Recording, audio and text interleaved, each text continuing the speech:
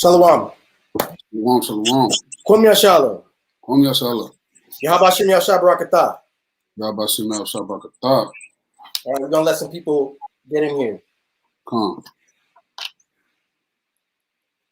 If brothers want to help the word go forward, I put the link in the soldiers chat. All right, this is a little different. This Milk Monday is going to be a little different. So y'all welcome to join in if you wish. All right. I want to talk about a couple things and leading up to this feast.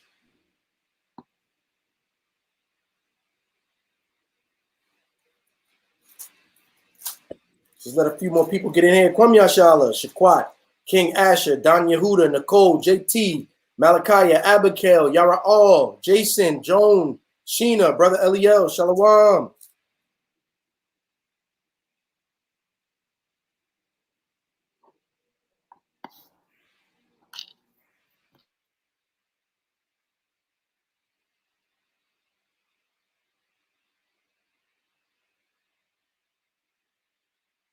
We got to talk about some things tonight, man. Marvin, Shalom. Y'all gonna stop piling in to watch the camp videos, but the classes, y'all like, I'm gonna get that later. Y'all gonna stop doing that. Brother Hatamah, Shalom. Hey, Shalom, Adawayim. Shalom. Hey, You hear me all shalom. right? Yeah, you sound good. Shalom, Brother Vincent.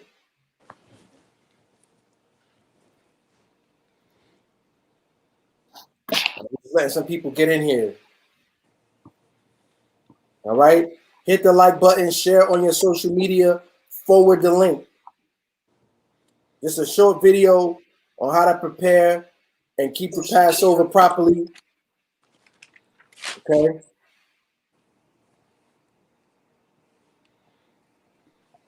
I got a couple things on my spirit now that I got y'all.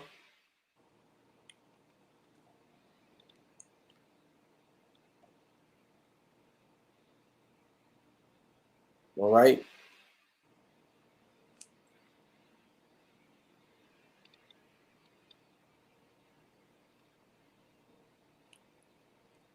All right. Y'all brothers good? Come on. All right. We're gonna talk about the state of the camp before this Passover.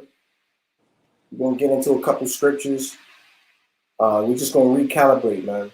All right. Everybody knows this is the first of our months. All right, the month of Abiyab. Okay. And things are changing in this truth, man. Shalom, Jay Pittman, Kyle, Boaz, Brother Kenneth, Zion, Damani, Shalom, Shalom. And there is a new phenomenon, okay? And that new phenomenon is called Clubhouse. I know brothers is loving Clubhouse. Oh, I get to teach. I get to be on with the different brothers. I get to bring it out. I'm going to tell you this. And this is for all the men and the sons of thunder. Everybody don't teach the same thing we teach. Brothers come from different angles with different doctrines. Okay? You are not to get on there debating understandings with your brothers. Clubhouse is only to be used to edify the lost sheep. If you can contribute constructively to the conversation and help the word go forward, by all means, go ahead. But don't be on there trying to show how much you know. That's not what that's for. And I don't want y'all doing that. And y'all got a lot of enthusiasm in this camp to be on Clubhouse, but y'all ain't got the enthusiasm to come on these classes and to teach these Friday classes. Shalom, Naya. Shalom, King Ephraim. Don't make yourself a hypocrite running to be on Clubhouse, but you're not putting your brick in with the camp that you do the work with. All right? Don't do that. Soldiers in this camp have a responsibility. I'm going to remind you. You report to a captain. That means if you can't make a class, a Friday class, a lesson, you alert your captain as to why. If you can't come to camp, You alert your captain as to why. All right? That's your job. If you're a soldier in this camp and you haven't taught a Friday class yet, examine yourself. You ain't got to be the deepest brother on earth. You ain't got to teach the most miraculous breakdown. All right? Just teach something. It doesn't have to be a long lesson. It just has to be a lesson. That's your job priority number one. All right? I know brothers want to get on the Facebook.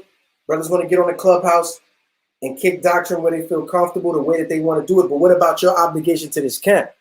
All right? Make sure you're fulfilling your obligation to the camp. Shalom, Pierre Wilkins, Warrior, Maya Ka'ala, Benaya, Shalom, Natalie, Yaziel, what's up, Brianna Dukes, King Peso, Shalom, Shalom. Okay? Make sure you are fulfilling your duty to the camp. Now, to the people that's watching, for your edification, we appreciate your donations. I'm going to say this again. We appreciate your donations. I'm going to remove Brother Hatamad real quick. At the bottom, you see our PayPal and our Cash App. We take those donations, rent feast day spots, get good food, and turn it around and spend it on you. I'm not paying my bills with your donations, the Wadi Yahweh. I'm not buying luxury items with your donations, the Wadi Yahweh. The brothers are not getting themselves comforts with your donations. We take your donations, turn them around, and send them right back to you. So when you come to our feast day, there's amenities for you. All right? You come visit us for camp. We go out after. You know, it's nice. So I want to let you know something about how donations work with YouTube. YouTube takes 40% of anything that you give us. If you send us $100, YouTube only give us 60. Right? If you want us to get your donation in full, you got to send it to the Cash App or to the PayPal. YouTube takes 40%. When you put a super chat down there, and Tawada, via Judah, you gave us $10. We're only going to get $6 out of that donation. Does it mean I don't want you to donate in the super chat if that's what's convenient and what you want to do? Go ahead. Okay? But I'm letting you know something. If you send us $100, we only getting $60. You send us $50, we only getting 60% of that. Because YouTube is going to take 40% of whatever you send us. That's the way they operate. And we still got to pay taxes on that behind the scenes. And it's unfair. But we don't have our own YouTube. All right? I don't have a Sons of Thunder YouTube to send notifications to your phone, to do live streams like this with comments. We don't have the platform, so we victim to the platform. But I'm just letting you know. And Tawada, again, Ahava, Judah. YouTube take 40% of whatever you send us. Okay? So send it Cash App or send it PayPal if you want us to get all of that. But do we mind? A donation is a donation. We're grateful for it. All right? I just got to let you know that. Brothers have been telling me that I got to make that known. Because I've been kind of ignoring it. Like, hey, it is what it is. They're like, yo, but them people, they need to know that much of their donation is being taken by the platform. They might want to donate a different way. I understand that. Now you've been told. If you still want to donate in Super Chat, the Wadi Yahweh, and thank you. All right? In this camp, there's 3 ranks. The way this camp is set up, it's only 3 ranks. Soldier, captain, elder. I know other camps have different rank structures and more tiers than that. But here is what SOT is about. If you want to be with us and kick doctrine in your city, you must first become a soldier. We have a 12-week program with classes, weekly instruction, and mentorship for you to teach you the Bible and make you a competent Bible instructor. By the time you are finished with our 12-week course, you will be able to go out in the street and tell somebody they're Israelite and deal with most Christian scoffs. Of course, there's higher levels to this, but that's your brick and how much study you personally going to do. okay? But you're not going to be able to join our camp and go out and teach.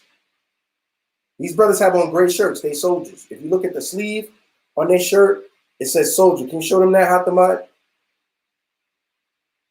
Right? That's a soldier. The black shirts are the captains and elders. When you become a captain, you can go out and teach without supervision. That's the point of us making you a captain. We have observed you, first of all, your behavior, your punctuality, your etiquette. Because a lot of you brothers know the Bible and got no damn etiquette. You go out and you talk to the people and you hit the people over the head with a sledgehammer. You an Israelite, or the Most High gonna kill you, nigga. Ah. You ain't edifying nobody like that, bro. You need to be able to patiently answer questions. You need to be able to discuss relevant biblical topics as they pertain to the world today and the past in an intelligent fashion. If you're a soldier for over a year with SOT with good standing without any demerits, you are eligible to be made a captain. Once you become a captain, you have the authority to teach in your own state. Period. That's the way it works for brothers that want to join the camp. Okay. As far as the classes, you have 3 weekly classes. Milk Monday right now, Thursday Night Thunder, and our weekly Friday class that we've been having for 3 years, a Friday class. That class belongs to you soldiers. If y'all got questions about the doctrine of things you don't understand, you're not on Clubhouse asking these questions. You getting it from where you study. We will explain it to you on the class. Ask any question you want. Y'all not taking advantage. First of all, y'all brothers, and Kunal made a point. He said, you're eligible to teach in your state, but that doesn't mean certainty, because some brothers still need seasoning. All right, you can answer the majority of questions, but are you prepared to deal with the perils that come in teaching in the street, protecting people, and organizing a team? Maybe you're not there yet. All right. It's our job to get you there.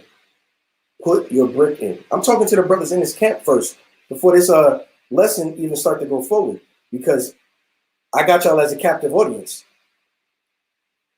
Put your brick in, man. Okay? The Passover's coming. It is going to be March 25th at evening. On Friday, the brothers of Sakari have loaned us their school as being a part of the Marshal Yasharala. The brothers did us that favor. On Friday at 2 p.m., there's a camp meeting. The address will be posted in the soldiers chat.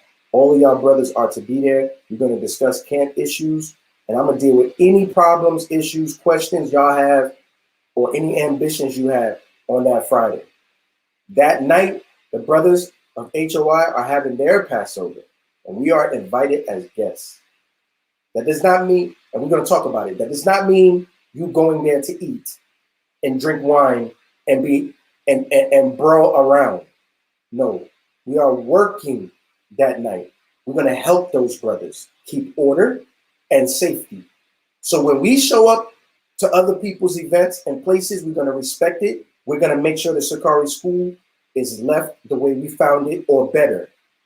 And when we get to HOI's feast day, those of us that can attend, we're going to be in order, and we're going to ask them, brothers, what do you need us to do while we're here? All that chilling is over with. You've been chilling in the world. Now that you've joined the camp, chilling is over with. It's time to put a brick in and do something, man. If you ain't taught a Friday class, I'm telling you now, get on that schedule and figure out why you ain't taught nothing.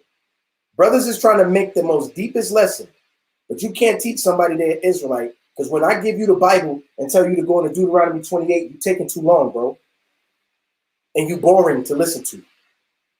And you ain't got the scriptures lined up. Why don't you perfect that doctrine? If I ask you to teach that the law is not done away with, why you can't get the right scriptures? If somebody come up talking about there's a Trinity, why you can't get the right scriptures? Why is it whenever a sister asks a question, you confound it? Y'all brothers don't know how to teach the women? I'm going to make that my fault. And we're going to learn on this Passover week. So that is my address to all the brethren in the camp. Be prepared for these things when you come down to Atlanta. Con? Con. Con. All right. Now, for instance, Brother Judah, you've been in the camp for a while now. How long you been a brother in this camp? A year and about 5 months. A year and 5 months. So Brother Judah is a brother who is eligible to be promoted to a captain. But what has to happen?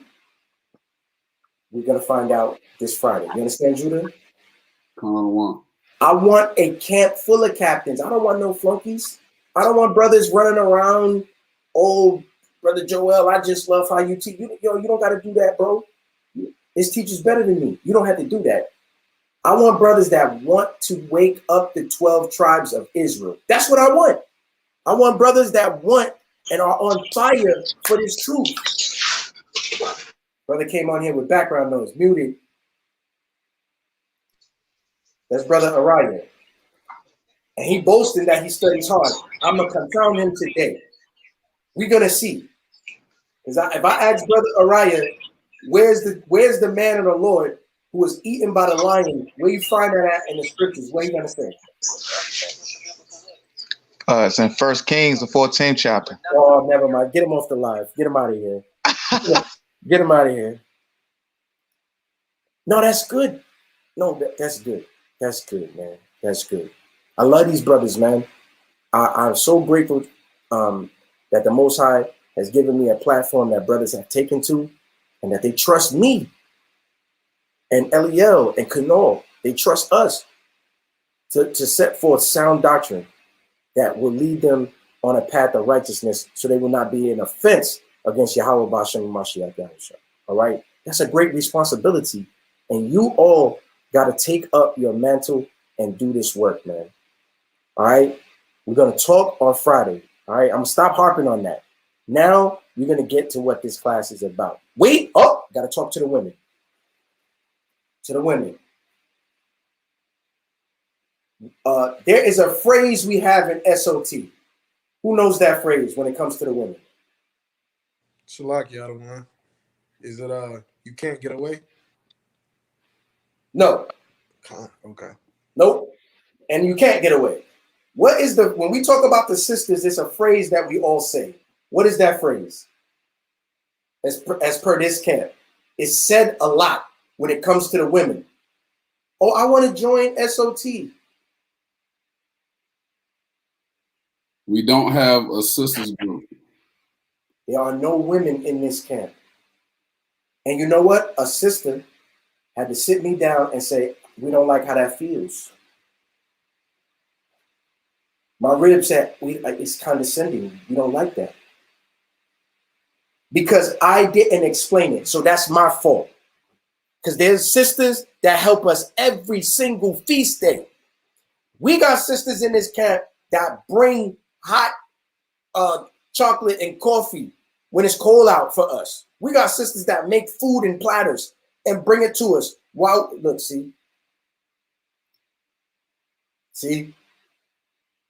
And I never qualified that statement. That's my fault, and I apologize. Salakia.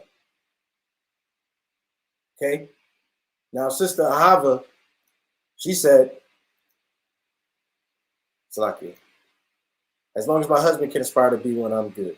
I understand, but guess what? The Most High didn't just give me brothers to look after. He gave me the daughters of Zion to look after too.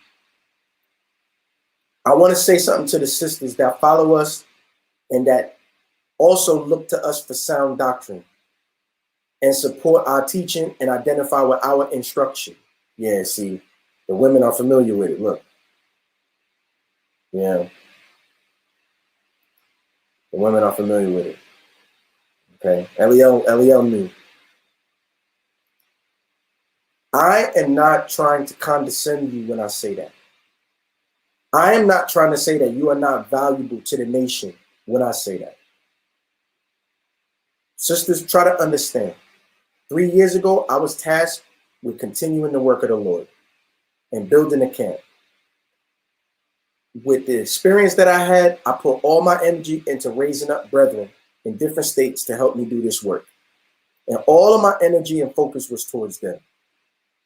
I didn't have any programs available for you.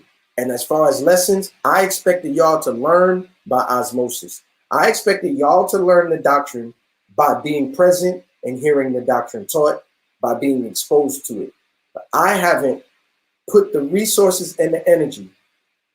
Myself, I blame myself. I will take accountability. I haven't put the resources and the energy into teaching you women. I have not provided an outlet that is specific for your needs so that when y'all come to us for instruction, knowledge, wisdom, and understanding, your specific personal needs can be met as women. I haven't provided that for you. I haven't taken the time to do it. I was too busy building up brothers like you see on the screen, answering all their questions, setting up weekly classes, setting up rules and bylaws, setting up instruction, dealing with their problems, handling their counsels, breaking down the doctrinal issues, dealing with matters of discipline. That's all I had the energy to do while trying to live my own life. And guess what? All the brothers with me, all the black shirts with me was trying to do the same thing. Getting these soldiers in order and making sure their needs are met and hoping that y'all would learn the right way by osmosis, just by hearing. I have very few lessons on the channel dedicated to women. Very few. And a lot of them, I know that y'all feel like Joel is getting on us. He's just getting on us. But when is he going to teach us? And I'm like, well, I got a Friday class. Why you don't ask no questions? And the sisters do. Last week, we had a sister that was dealing with a form of depression, and we had to go into it with her. But was I teaching you how to be a proper wife? Was I teaching you how to be a proper daughter? Was I teaching you the woman's responsibility strictly what the Most High is asking of thou? No, I was focusing on what the Lord is asking of the men. That's going to change going forward this year. We're going to have classes set up with structure dedicated to the sisters. Because the sisters come to me, Joel, I want to make a women's group. No. Why we can't make a women's group? Because we don't have the resources and the energy to put towards your women's group as we put in all our energy towards these soldiers in different states, trying to build them up.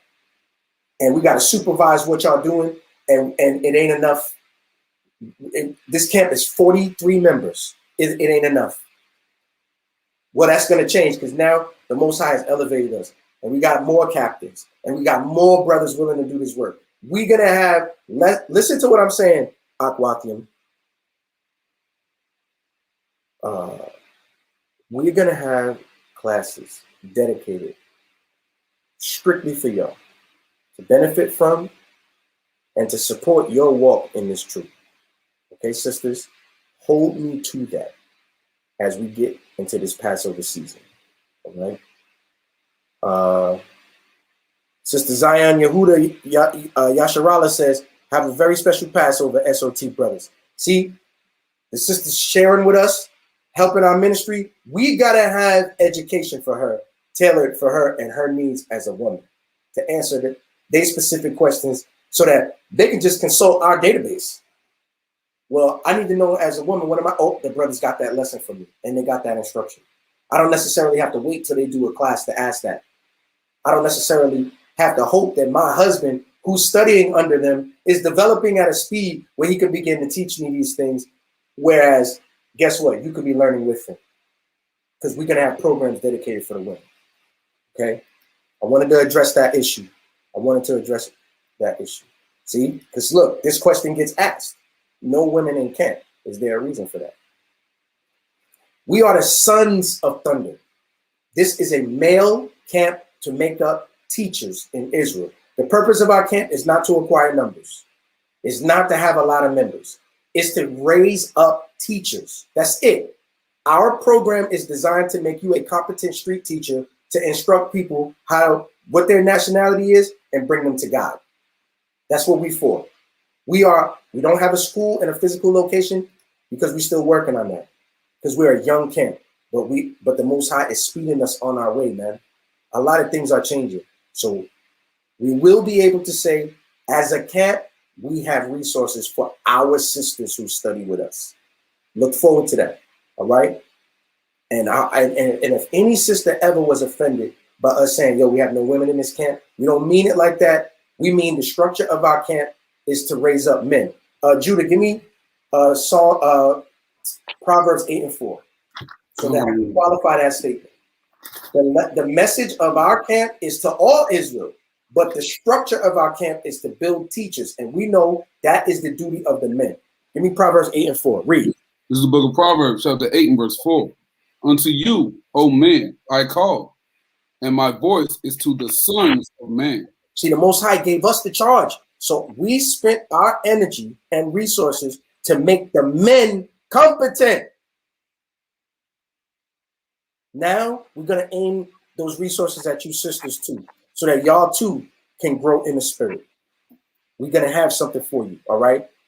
Come Passover, we're going to announce it on the name of the program, and the lessons will begin shortly thereafter. And we appreciate all your support, all right? Now everybody done filed in. So you got to rewind the video to the beginning to hear some of the instructions I gave out to the soldiers concerning what we expect from you, where we're going to be during Passover week, and Clubhouse, because that's a new phenomenon in the truth. Now, another thing, you might be in Sons of Thunder, brothers,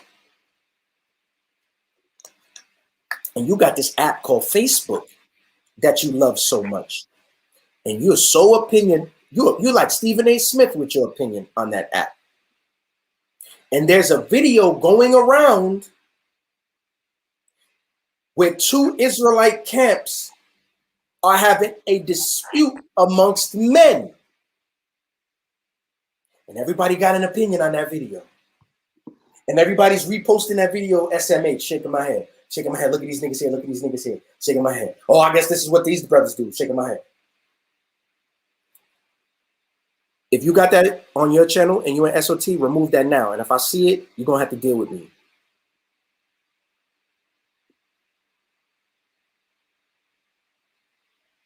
And if you're not watching this live and you're in my camp, you're going off.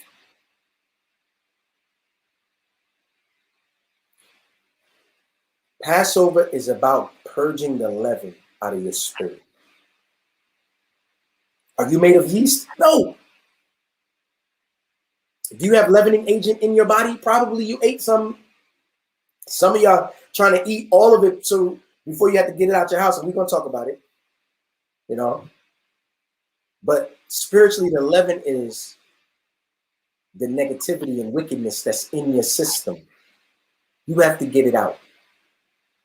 You're a hypocrite if you got a post saying a sharp sock for the Passover, but if I scroll up a little higher, you've perpetuated that video with your criticism of that video underneath it. Delete that video. Them brothers had their issue, and I'm gonna hit you with something.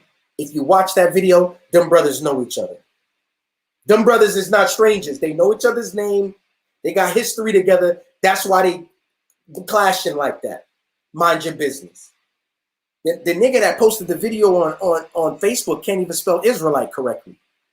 It's not a good look. Get that video off your profiles. I'm looking at the comments. Okay? Get that video. Israel can't have nice things. Okay? to put it in a colloquial term, a modern term, that's why we can't have nice things. Because we don't know how to act. Israel see that video, and you know what they don't say? They don't say, if I was at camp and that issue happened, how would I deal with that? They're not thinking like that. You know what they're thinking? Everybody look at this and what I'm about to say about this. And all it does is make the nation look bad. Everybody wants to criticize this thing of ours, Israel. And I don't care what camp you're in. Everybody wants to criticize us. Stop giving them tools to criticize us. Don't perpetuate that. Take that video down and let them brothers work that out amongst themselves. Who cares? Well, they put it on there. They put it on YouTube, so they must want attention. Yeah, but so what? Don't give it none. Give attention to Yahweh, Ba'ashim Mashiach Yahweh Shai. Give attention to the Passover that's coming. And get that damn leaven out of your spirit. Patamar, go to 1 Corinthians 5, all right, and give me verse 6.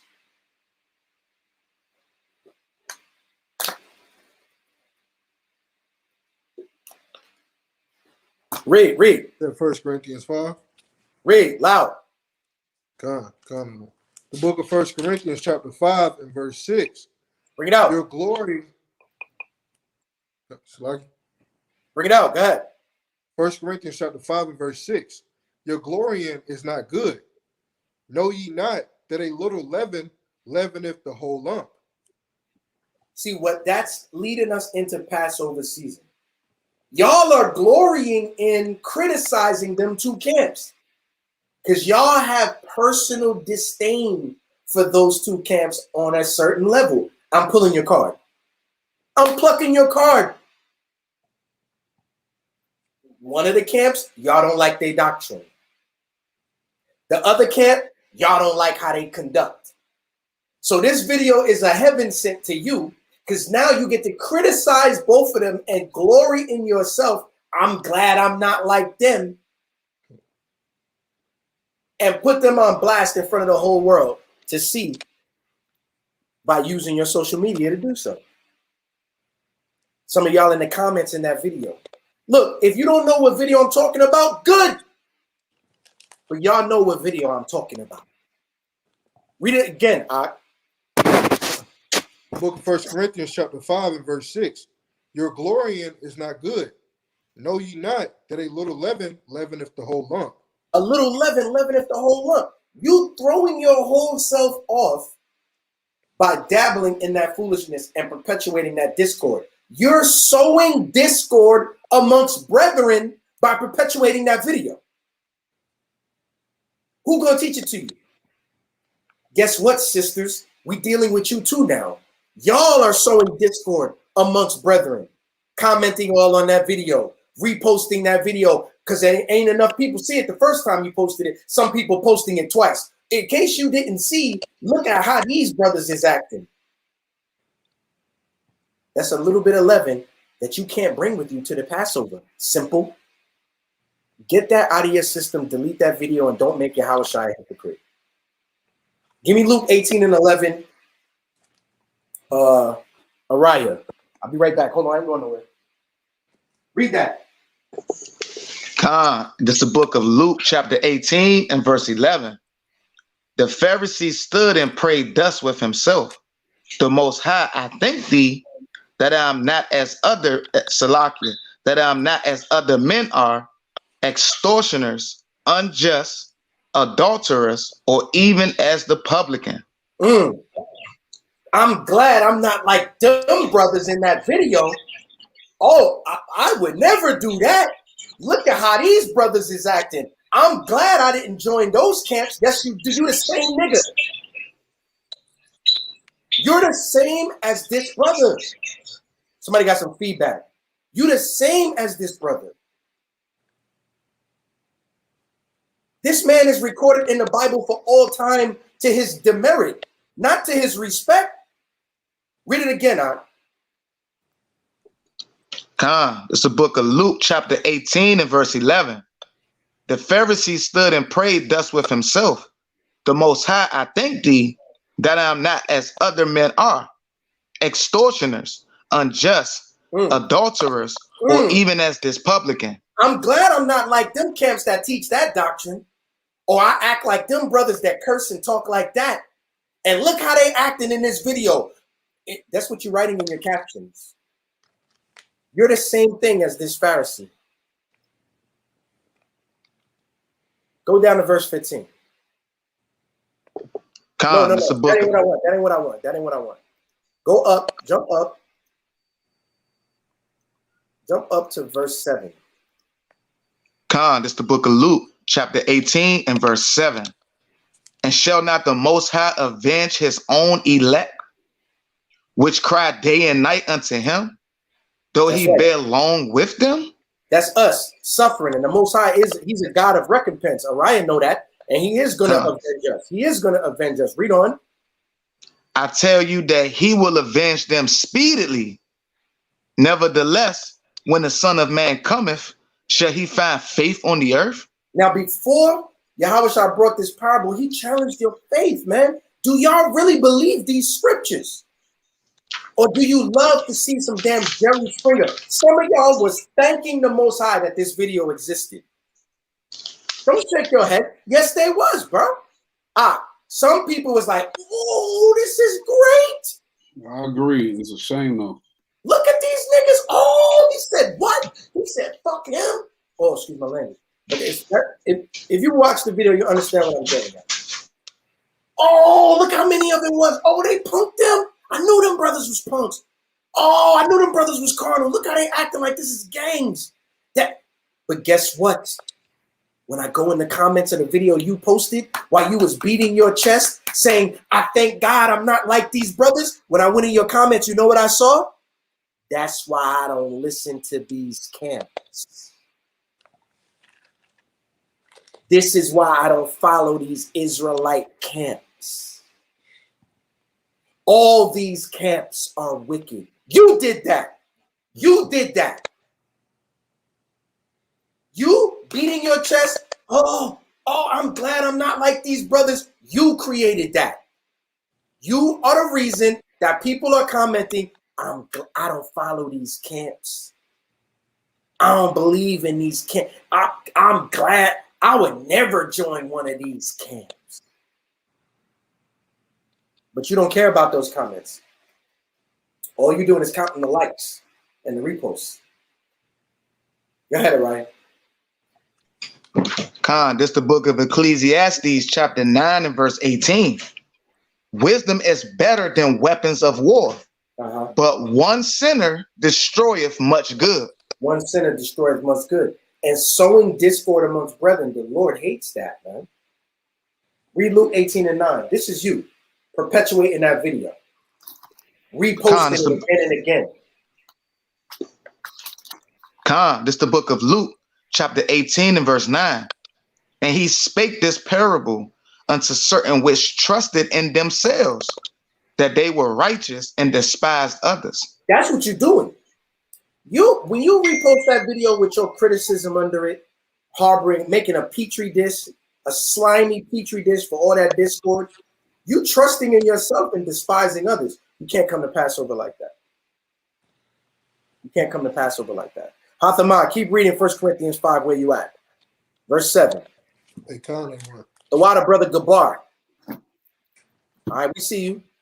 The lesson will be around when you get back to it, out. Shalom. 1 Corinthians chapter 5 and verse 7. Purge out therefore the old leaven, that ye may be a new lump, as ye are unleavened. For even Yahushua our Passover is sacrificed for us. This scripture is pertaining to the Passover. You have to get that leaven out before you come to the Passover, man. Read on. Verse 8. Therefore, let us keep the feast, not with old leaven, neither with the leaven of malice and wickedness, but with the unleavened bread of sincerity and truth. How are we going to keep this feast? And this is a cut, because Paul is telling us to keep the feast in the New Testament. Everybody's saying we don't have to do the feast days. You cut right there. Hold that cut. And it's leaking too. You can't get around that. Don't try to make it figurative now. Don't do that. You cut.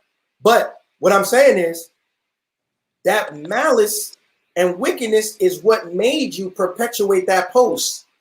But some of y'all are going to Passover this week. You can't do it. You cannot do that. And I exhort the brothers in that video, y'all got to get that leaven out of your system before y'all go to y'all individual Passovers. I hope that issue gets addressed, and I hope them brothers put their pride down, and just like they was eager to post that beef that they had with each other, I hope they post a video with them same two brothers that they know each other, where them same two brothers shake hands as Israelite men and let that go. Because you can't bear no damn grudge against each other, you hypocrites. And so let that be my exhortation concerning that video. Do not be reposting that video in this camp. Your friends and family, tell them to take that video down if they in the truth or they know about it. And for the brothers that actually are in that video, y'all said some things in that video that was very disrespectful to each other as men and as brethren. And since y'all, look, watch this. And since y'all both attained to a certain level with y'all doctrine and the way that y'all discuss your organizations, then attain to the level of righteousness in friendship and equality of brethren, the same way y'all pronounce yourselves over other brothers in righteousness. Why don't you do it? Show us the way to righteousness by working that issue out between yourselves and make that video public and cut the heads off of everyone speaking against camps. Try that. That's my challenge for you brothers. Go ahead. Verse 9. Nah, hold on. Judah want to say something. Con. How to my whole Hebrews 13:1, because that's just a quick one. I don't want to speak to what you said, Adawan, about us being hypocrites. You know what I'm saying? Right. Matthew 15:7. Ye hypocrites, well did Isaiah prophesy of you, saying, this people draw nigh unto me with their mouth, and honoreth me with their lips, but their heart is far from me. But in vain they do worship me, teaching for doctrines the commandments of men. So we can't be up here just teaching, you know what I'm saying, teaching for likes, teaching for show, and then when, you know, the cameras is off, we live in another type of life. You know what I'm saying? And I get it. I just wanted to wrap it up with Hebrews 13:1. Let brotherly love continue. Let what? Let brotherly love continue. And that's, see, now somebody in the comments, I'm deleting your comment. You missed the whole point.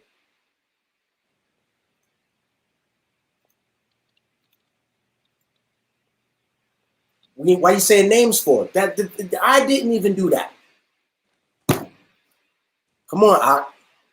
Come on now. All right, I ain't mad at you, but just come on, brother. Look, can we get on a new level, please? Last year, since the last Passover, I've watched camps set up on other camp spots and teach over niggas. I've seen it. I've watched brothers wish death on each other. I've watched brothers talk about each other's families and wives. Can we do something new? I want them two brothers to show us the way of righteousness by squashing their beef in a public manner and repenting of the things that was said, to be a public example for the 12 tribes to come back together instead of perpetuating the ultimate curse. What do we teach is the ultimate curse at SOT?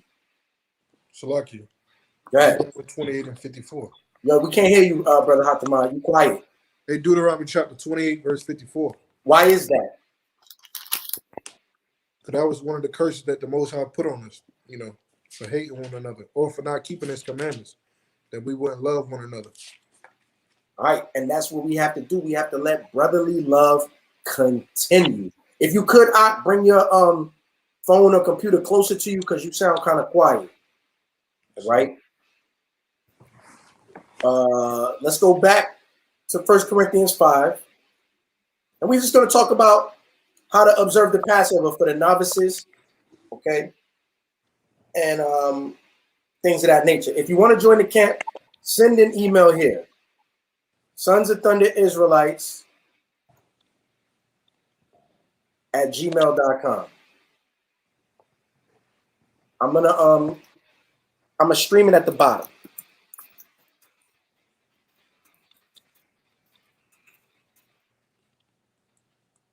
I'm gonna stream it at the bottom.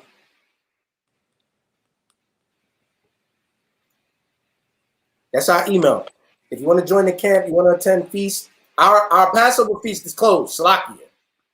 We got no room for nobody else.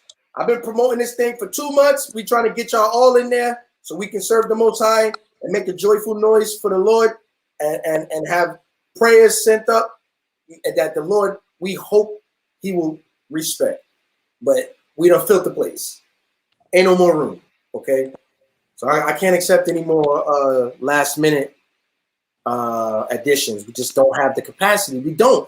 Hey, you might have to stand up and we might not be able to get you a Seder meal, but that defeat the purpose. And we're going to talk about all that tonight. All right. Just one thing at a time. All right. 1 Corinthians 5 and 8. Read it again. The book of 1 Corinthians chapter 5 and verse 8. Therefore, let us keep the feast, not with old leaven, neither with the leaven of malice and wickedness, but with the unleavened bread of sincerity and truth. Do not come to our Passover if you have an aunt with somebody and you haven't worked it out. Can you leave us alone? You're messing it up for all of us. Sisters, don't come to our Passover when you hate another sister. The sight of her makes your eyes roll in the back of your head, but you just love SOT. Can you leave us alone? Can you not come until you get that malice and that wickedness out of your spirit? Because you messing it up for everybody. Okay? Sister Kalia says, and this commandment have we from him, that he who loveth God love his brother also. Powerful scripture. The water sister for the generous donation. Thank you so much. So listen, get that leaven out of your spirit. You also got to get the leaven out of your house. But we have a practical stance. Other brothers might teach something different. That's why the Most High has made a diversity of operations so you can decide what resonates with you and go be with those brothers. This is SOT's position. Please listen and understand, because with counsel and patience, we come to these conclusions. You must get the leaven out of your house before the Passover comes in. Why? Because the Lord said so. All right? Go to the book of Deuteronomy. Give me Deuteronomy 16 and 4. It's the book of Deuteronomy, chapter 16, verse 4. And there shall be no leavened bread seen with thee in all thy coasts 7 days. Neither shall there anything of the flesh which thou sacrificest the first day at even remain all night until the morning. This is clear. We're talking about leavened bread here. Bread is food meant to be consumed. Why am I saying that? Well, these are the things that will contain leaven. Okay? Let's go over it. I got a list for you. Beer and grain alcohol contain yeast. That's a leavening agent. Get that out of your house now. Yeast is a leavening agent. It's used to raise dough. This is the true culprit. Because when we look at the scriptures, the reason that they ate unleavened bread was because they didn't have time to let the dough rise. That takes time. So since they had to leave Egypt in haste, they ate unleavened bread. As we observe this feast and custom, we are to eat unleavened bread for 7 days. What does that mean?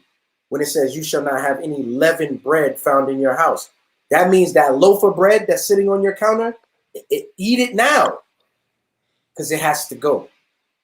There are canned soups that contain yeast and leavening agents. It gotta go. Cereals gotta go. Soda has baking powder in it. That's a leavening agent. Gotta go. Okay? But this is SOT's position. Read Deuteronomy 16 and 4 slowly again. It's the book of Deuteronomy, chapter 16 and verse 4. And there shall be no leavened bread. Say it again. And there shall be no leavened bread. Read verse 3. Thou shalt eat no leavened bread with it. They shall eat what? No leavened bread with it. We're talking about food, things you consume.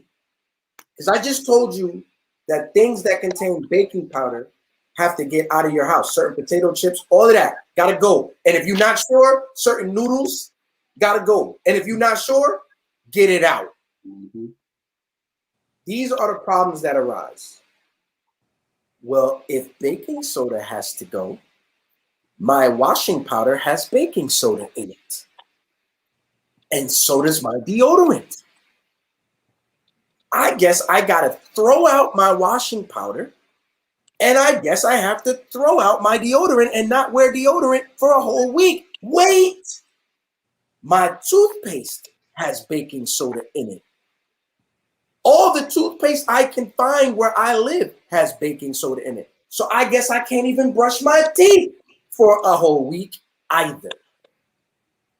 That's why I'm doing this video. The Lord said there should be no unleavened bread found in your home. Because the spirit of this teaching is for food that you consume. You are to eat no leavened food. It's dealing with consumption. Guess what? Is toothpaste food? Wow. Is toothpaste designed to be consumed and eaten? La. You brush your teeth with it, rinse your mouth, and spit it out, correct? Con. Our position is you do not have to throw away your toothpaste. Deodorant. Is deodorant food? La. Is deodorant meant to be eaten? La. Our position is you do not have to throw away your deodorant. Is washing powder food? La. Well, Esau was eating them Tide Pods out. I was about to say. Esau was eating them Tide Pods. I'm being facetious. He not amongst us. Right. He not to come to the congregation, man. That's right. All he want. He's on the outside. But no, washing powder is not designed to be eaten. You do not have to throw that away. Everybody understand? Con out of one. Look, somebody said I had plans to replace my toothpaste. Obviously, the Israelites was not brushing their teeth with toothpaste, with a plastic toothbrush with bristles. They didn't have that. They took a stick or a reed and ran that around their teeth with water.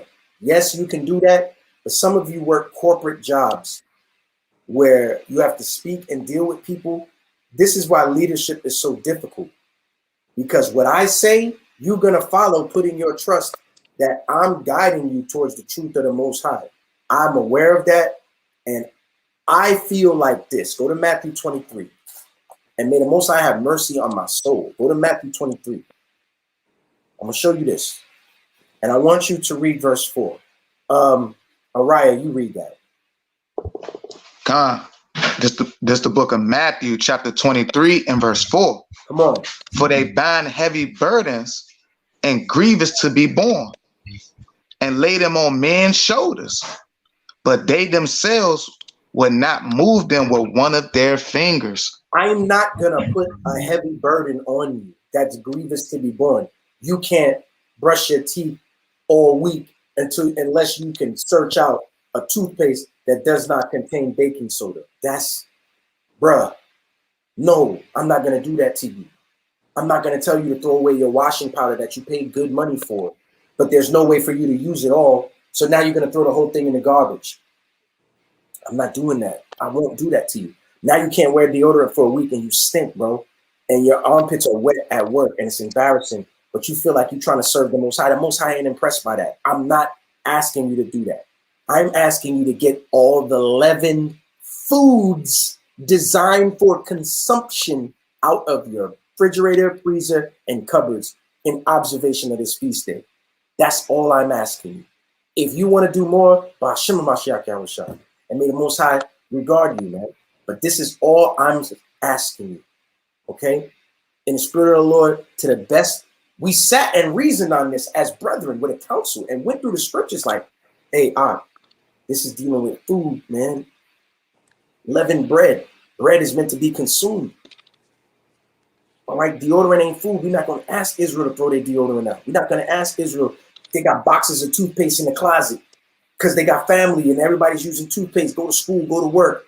We're not asking Israel to gather up all their boxes of toothpaste and throw them in the trash, man. We're not asking that. But foods meant for consumption, we asking you to remove that from your home. Everybody understand? Con out of one. All right. Okay. And may the Most High have mercy on my soul. I'm trying not to place it. Read it again. Matthew 23 and 4. Con. And this is the book of Matthew, chapter 23 and verse 4. For they bind heavy burdens and grievous to be borne, and lay them on men's shoulders, but they themselves would not move them with one of their fingers. Because I'm telling you right now, don't call me saying, yo, I threw out 18 boxes of toothpaste that I bought from Costco. Joel, can the camp buy us and replace our toothpaste after the feast is over? I'm going to hang up on you. I'm going to kick you out the live. Joel, we threw out that Fuller 94, the old school washing powder that you got to scoop, put in your washer. You know, your mammy had that? Yo, I threw out 2 boxes of that. I got 6 kids. I wash clothes endless, but I threw out them boxes. Yo, can y'all send us some bread so we can, where the button at? That's what I'm going to do. All right? Wait. I'm going to hit that button on you, man. But the food that has leaven, I'm asking you to get that out of your house. Eat it up. Give it to the homeless. Do charity. Don't wait until the day before Passover to give it to them so that they found an offense. When you would be observing Passover, they found an offense. Don't do that to them. Go now.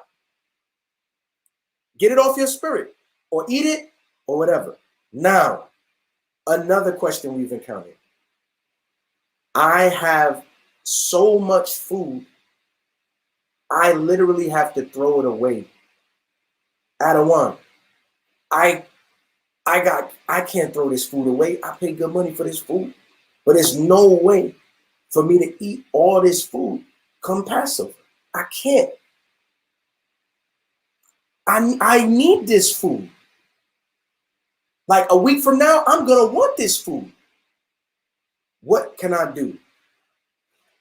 If you have perishable items like soups, get it out of your immediate home. Put it in the garage, if you have that. Put it in the trunk of your car, if you have that. And don't eat it for a week, but it's out of your home. It can't be found in your house. It's in your car. Somebody gonna come and say, well, your car is an extension of your home. For they bind heavy burdens and grievous to be borne and lay them on men's shoulders. I'm not gonna do that. If you are in that situation where you cannot afford to throw that food away, just get it out of your house. Put it in garbage bags, put it in the trunk of your car. Well, Joel, I don't have a car. And all the food is in my house. Ask the Most High for mercy. Don't touch or eat none of that food for 2 weeks. Fast and pray for forgiveness since you can't afford to throw it away. I know brothers gonna hate me for that. His brothers gonna sit together and say Joel just gave them license to sin. I know I'm not, but I gotta judge the people. Why can't I judge them with mercy? It's not. They can't afford it. Are you? But they themselves will not move them with one of their fingers. Are you gonna restore all the groceries that they throw away? No. So then why are you mad that unfortunately they can't afford to throw them away, but they're going to abstain from eating them because they're serving the Most High to the best of their ability, but they can't afford to throw that food away? You don't care about that problem? Go ahead, Orion. Khan, just on your point about righteous judgment and showing mercy. It's a book of Zechariah, chapter 7 and verse 9. Thus speaketh Yahweh of hosts, saying, execute true judgment and show mercy and compassions every man to his brother. That's what I'm trying to do. That's a great precept. That's what we see. That's the hey. Our elder was no joke, man, but he had that same mercy, man. Like, look, just take your food and if you got to, if your conscience is eating you, just put it in the trunk of your car. Go ahead, brother. It's like I had a precept, Proverbs 19, and it says 20 in verse 22, the desire of a man is his kindness, and a poor man is better than a liar. So, like you going into, you may have a brother that don't got a car, but he desire to serve the Most High. He's not going to lie about it. He can't throw his food away, because he ain't got that type of bread or that type of money, but his desire ultimately is to serve the Heavenly Father. Hey, get with you a brother that has a garage or trunk space and bring your perishable, non-perishable foodstuffs that you can't afford to throw away. get off your ass and bring it to him and say, can I store this up for the Passover? It can't be found in my house. That would be really being sincere. Some of y'all are going to say, oh, I'm going to keep it in my house because Joel said so, but you had another recourse, but you was too lazy to go for it. I'm not giving you a pass. This is for the people that have no other option, man. Don't take my words and make it and broaden it for you to take advantage as an occasion for the flesh. Don't take the liberty I'm rationalizing with you and use it as an occasion for the flesh. I will not witness for you in that day. Go ahead, bro. Hey, I don't want Terrence Jefferson's brother. You cannot give it to your family members just because they're not in the truth. You can't do that, brother. No, you suffering sin upon them. Con. And also, John Allen gave a question. I think you touched on this last year. What if you stay with your parents and they tell you that you cannot throw it away? Can you touch on that? If you stay with your parents, this is not your gates. It's their gates. So your job is to not eat any leaven the whole time for the whole week. I don't care what they serving for dinner. I don't want none of that. I don't want it. I don't care what your mother made you for lunch. I can't eat that. Not for a whole week because you made me a sandwich. What's wrong with a sandwich? That cult you in won't let you eat a sandwich. No, Yahweh said I can't have it. So since you can't throw it away, observe to the best of your ability. Serve God with what? Sincerity and truth. I'm over here eating chicken pot pie, frozen pizza, instant noodles because I got to get it out of my house. I made myself a sandwich today at like 8 o'clock in the, not 8. I was about to get ready to do this. At like 7 o'clock in the afternoon, I made myself a sandwich and with potato chips. It might be unhealthy, but you know what I'm doing? I'm saying, bro, I got to get this out my house. I'm bringing it to camp last week. Yo, anybody want chips? Anybody want this? Graham crackers? Y'all need this? Ask the brothers. I've been doing that for a couple weeks now. Yo, you good? Want a cookie? I got cookies. Want graham crackers? Because I got to get it out of my house. I'm looking in my cupboards. I see croutons. Nope. Do I got salad in the fridge? We're going to make some croutons. We're going to eat this. Because it got to go. I got beer in my refrigerator. I don't even drink beer so consistently. But you know what I've been doing? I've been drinking 1 beer a day. Because you know what? That beer got to go. It's no excuse for me to have it. All right? So that's what we asking y'all to do. Look at this situation. My husband has to eat it as a part of his dialysis regimen, but I will not eat it. So I'm supposed to tell our sister, your husband can't eat what he's prescribed to eat from the doctor because it's the Passover, and then jack up the man's health? Our elder taught us on the Day of Atonement, there was an older woman who didn't take her medication because she got to take it with food, but since she was fasting, she didn't take her medication, and the woman died. The Most High said obedience is better than sacrifice, man. Hey, the only food I'm going to eat is the food I got to take my medication, and I'm going to continue my fasting. Yo, that's what you got to do. You're going to have some over-righteous brother out there. Give me that. Ecclesiastes 7:16. You're going to have some over-righteous brother out there saying, well, that sister died serving the Most High with the best of her ability. Yo, bro, I'm going to cut that. Get that scripture first. Book of Ecclesiastes, chapter 7 and verse 16. Be not righteous over much, neither make thyself over wise. Why shouldest thou destroy thyself? Why should you destroy yourself? Why would you destroy yourself? Give me Psalm 6 and 5. Oh, that sister died. She served the Most High harder than all y'all. Is there biblical example of that? Of boasting about how hard you serve the Most High? Or is it done in sincerity? It's a thin line y'all trying to walk, man. Give me Psalm 6 and 5. This is the book of Psalm, chapter 6, verse 5. For in death there is no remembrance of thee. In the grave, who shall give thee thanks? How can she give thanks? She's dead. How can she glorify the Lord? She's gone. So does that make sense? To do something that'll destroy yourself, to prove your worship to the Most High? How can you worship the Most High if you're dead? Come on, man. Don't do that. Come on. Leadership is tough. It's easy for you to sit in the judgment seat and point out, oh, Joel and Canal, and Eliel then passed that judgment in their camp. They leading all them people to the grave. All them people gonna be destroyed following them niggas. It's very easy for you to sit in a chair and do that. But why don't you go make a camp and then you judge the people? And you answer the hard questions. Oh, you don't want to do that? Oh no, that's not what you want to do?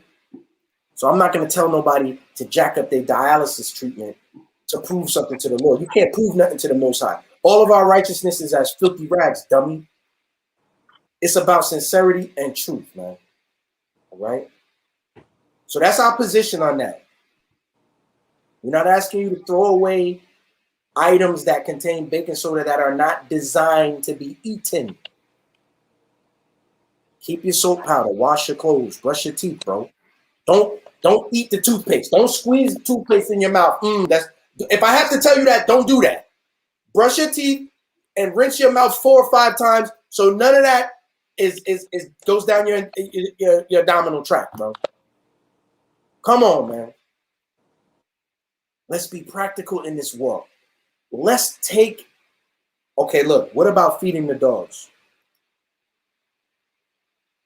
Dog chow has leaven. Does it matter being that they are dogs? Is that being over righteous? Now, the Most High proclaimed a Sabbath. He put that Sabbath on even the beasts that are in your gates. So they even had to keep the Sabbath and not work, right? If you had a shepherd dog, it would be wrong for your dog to be out herding sheep on the Sabbath. He needs to sit down somewhere and play with his chew toy. I would say, if there's other dog food, because I don't want your dog to die. I'm not going to babysit your dog and feed him. If there's other dog food that you can feed your dog that does not contain leaven, that can hold him down for 1 week, feed your dog that. If you can't afford that, tell us what it is. The camp will help you. How about that? But you know what email I'm about to get? I'm about to get 7,000 email. Yo, buy me dog food, bro. You said you for that sister. I got the solution. I'm a dog dude. My dog eats raw. If you can't do that, get you some little chicken, boil it a little bit, cut it up, carrots, sweet potatoes. He's good for the week. There you go. Or Canal says, give him your leftovers. That's your dog's food. That's a good idea. Don't kill your dog. Some dogs can't eat. No seasoning. Don't kill them, but get the leavened dog food out and keep your dog clean. All right. All right. That's a technical question. All right. I don't want. What's up? There was one more Neptali asked, could you touch on? He said, for the brothers that be over righteous and say we can only keep the Passover in the actual land, that they're telling people you don't need to keep it here, you have to keep it in the land. Can you touch that on that?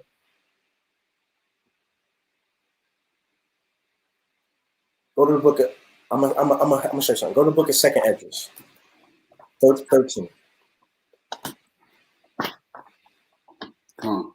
And read verse 40. This is the book of 2nd Esdras, chapter 13 and verse 40. We're gonna touch on this real quick. Those are the 10 tribes which were carried away prisoners out of their own land in the time of OC the king, who Salmanazar, the king of Assyria, led away captive, and he carried them over the waters, and so came they into another land. What counsel did they take? But they took this counsel among themselves, that they will leave the multitude of the heathen and go forth into a further country where never mankind dwelt. So that they might do what? That they might there keep their statutes, which they never kept in their own land. Okay. So one of the statutes is keep the Passover. They are leaving captivity to go to a land where no one ever dwelt, just so they can try to keep the laws of God. There's an example. You know, some of y'all don't have sympathy. Oh, wow. Look what Eliel said. That's crazy. There you go. And look at that. All praises to the Most High. Problem solved. Order it now. Order it now. You got 3 days. But back to the point. The northern kingdom is going to a land where mankind never dwelt to keep God's laws. Their whole intent of going there was to keep the commandments. Gad was amongst them, and Gad is called a lawgiver in the Bible. So I'm sure they was going to keep the Passover in that land that they was passing to. But we all know that they fell into idolatry. But still, that was their intention. That's one example in Scripture. Here's the other one, Judges 5 and 11.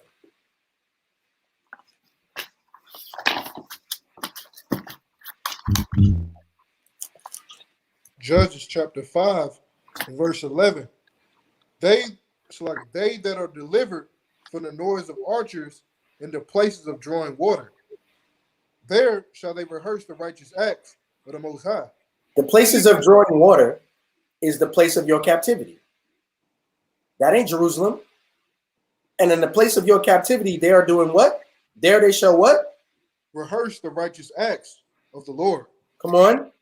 Even the righteous acts toward the inhabitants of his villages in Israel. Toward the inhabitants of his villages in Israel.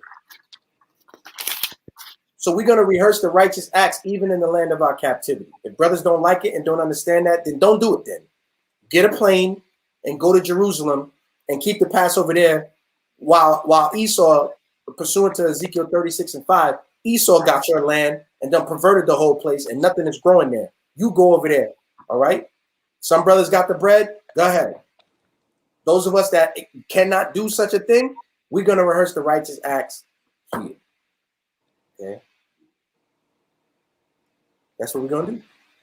Whether you like it, understand it, believe it, or not. So that's 2 scriptures for when brothers come with that question, okay? I want to move on.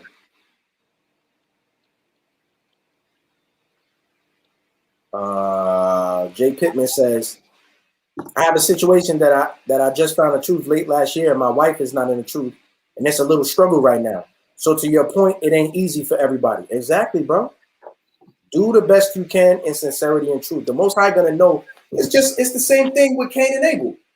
Abel brought the best of what he had. In other words, he put his energy and effort into it, and Cain brought whatever. That's the same thing when it comes to serving the Lord. What spirit you gonna be in? You gonna serve the Most High with all your strength, or you just gonna give him the crumbs that you could do in the meantime? Because he's a discerner of spirits. He's gonna know. All right. Foolish World said we weren't in our land when the Passover was established. Damn, the first Passover we was in the wilderness. Excellent point. But I know brothers say, well, yeah, but that was pointing towards us being in Jerusalem, and then we have to keep the Passover in the place where the Lord shall choose, right? All right. That's I understand those positions. I've heard these arguments and I understand that. So what I'm saying is we're going to rehearse the righteous acts even in the land of our captivity. And we see that the northern kingdom left to a land where no man ever dwelt just for the purpose of keeping God's laws. So what is the Most High looking for? He's looking for obedience. All right. When we have the first Passover in the kingdom of the Lord, when the Most High restores us to that land, beautiful for situation, the joy of the whole earth. Give me that in Psalms. Psalms 48.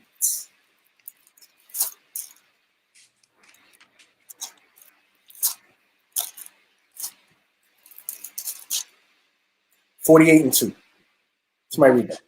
The book of Psalms, chapter 48, verse 2. Beautiful for situation. The joy of the whole earth is Mount Zion. That's right. The joy of the whole earth is Mount Zion. When the Most High puts us back in that place, the Passover is going to be, immaculate. Meditate on the kingdom. Sidebar. Meditate on the kingdom for a second, man. Instead of coming to the Passover with doubt in your mind that you're keeping it correctly, instead of coming to the Passover not sure if the custom is correct, the prayers are correct, my garment is correct, my fringes are correct, the lamb is correct, the bitter herbs are correct, the wine. Instead of wondering about all that, we're going to be perfected. We're going to have Yahushua to show us exactly how to do it. Moses will be there. Nehemiah going to be there. Solomon going to be there. David going to be there. Just, I don't know if y'all thought about this. Noah going to be there. Abraham going to be there. We're going to sit down at the table, many of us coming from different places. Hey, we're going to see each other in glorified bodies. Oh, our mind is going to be correct. Yo, that's brother. So, oh, that's my aunt. Oh my God, he's here too. Those moments is never going to end. Because it's going to be Israelites from every era since Israel been a nation and before through the chosen seed line. Generations of brothers is going to be there and sisters. Then we're going to have the perfect feast days, the perfect new moons, the perfect Sabbaths, in a perfect earth, in perfect bodies. That's a reward for the sainthood.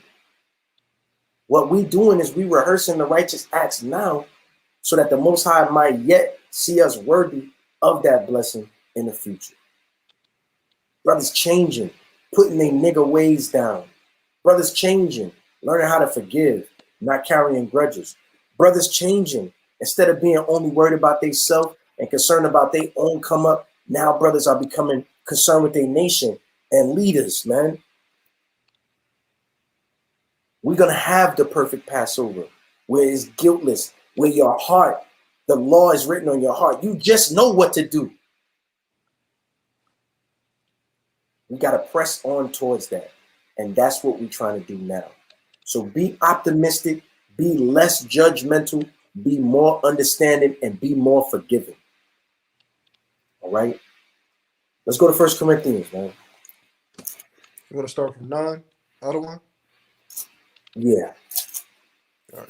The book of 1 Corinthians, chapter 5, and verse 9. No. 1 Corinthians 11. Drop that, Hatamah, Raya. 1 Corinthians 11 and verse 20. Now that we got the spiritual understanding out there, we all calibrated, our moods are aligned. Got a few people on the live now, few people in here. Now that our moods are aligned, it's time to check you wicked black Hebrew Israelites, man. You Puerto Ricans, you Dominican, you Cuban Hebrew Israelites, man. You Massapequa, you Navajo, you Blackfoot, black Hebrew Israelite Indians, man. It's time to check y'all. Y'all got some evil ways. And you can't get away. I got to get on you. Y'all gonna come to this feast day, and while I'm doing the prayers, and Kanol is putting the oil on people, you're gonna be doing like this with your foot, tapping your foot. You can't see it, but you're gonna be tapping your foot. And then when I say, hold on, let's do another prayer, you're gonna go.